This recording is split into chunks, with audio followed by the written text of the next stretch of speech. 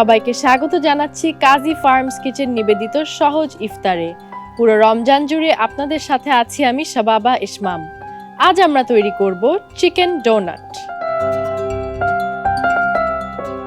Chicken donut তৈরি করার জন্য আমাদের প্রয়োজন কাজী ফার্মস কিচেনের চিকেন ব্রেস্ট বোনলেস, সাথে লাগছে কাজী ফার্মস কিচেনের ওমেগা 3 এগস। তাছাড়া আরও লাগছে ব্রেড ক্রাম্বস, লবণ, চিলি ফ্লেক্স, কাঁচামরিচ কুচি করে কাটা, পেঁয়াজ কুচি করে কাটা, রসুন বাটা, আদা বাটা, কর্নফ্লাওয়ার, গোলমরিচ গুঁড়ো। এটা কাজী ফার্মস কিচেনের চিকেন ব্রেস্টকে আমি কিমা করে নিয়েছি, গরম মশলা পাউডার, অরিগ্যানো, ময়দা এবং ডিমটাকে আমি ফেটে নিয়েছি। চলুন শুরু করি আমরা তৈরি করা। আমি এখানে তেল গরমে দিয়ে রেখেছি চুলায়। তেলটা গরম হতে হতে আমরা বানিয়ে ফেলি। প্রথমে আমরা নিয়ে নিচ্ছি আমাদের চিকেন ব্রেস্ট কিমাটা।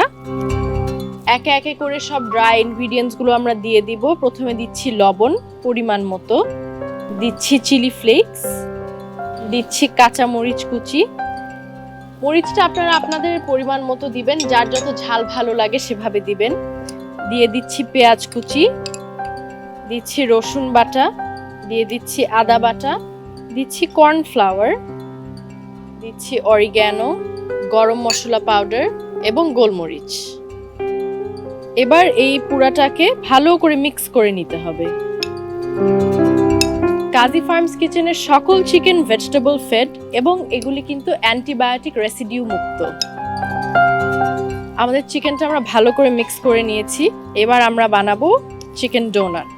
হাতের মধ্যে অল্প একটু অয়েল দিয়ে নিব, দিয়ে ফার্স্টে একটা সুন্দর করে চিকেন বল তৈরি করব। আমরা সুন্দর করে রাউন্ড করে বলটা তৈরি করার পর আমরা মাঝখানে একটা ডোনাটের হোল তৈরি করে ফেলবো।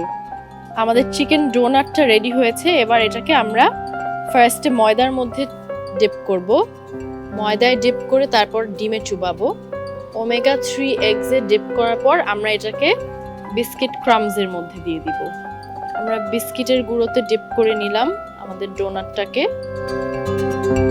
দর্শক, আমাদের ডোনাটগুলা রেডি হয়ে গেছে ফ্রাইং এর জন্য। এখানে প্যানে যে তেলটা গরমে দিয়ে রেখেছিলাম, তেলটা গরম হয়ে গেছে। এবার আমরা একে একে ছেড়ে দিব। ব্রেড ক্রাম্বসটা কিন্তু খুব সহজেই আপনারা বাসায় বানিয়ে ফেলতে পারেন বিস্কিটের গুঁড়ো দিয়ে, অথবা এটা বাজারেও কিনতে পাওয়া যায়।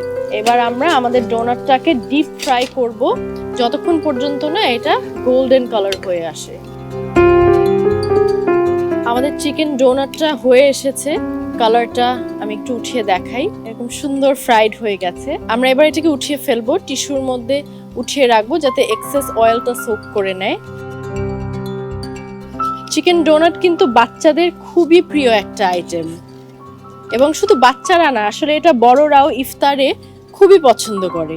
চলুন দর্শক, এবার পরিবেশনের পালা। পরিবেশনের জন্য আমি একটা লং ডিশ নিয়েছি একটু কেচাপ। এবার একে একে এটাকে সার্ভ করে দিই।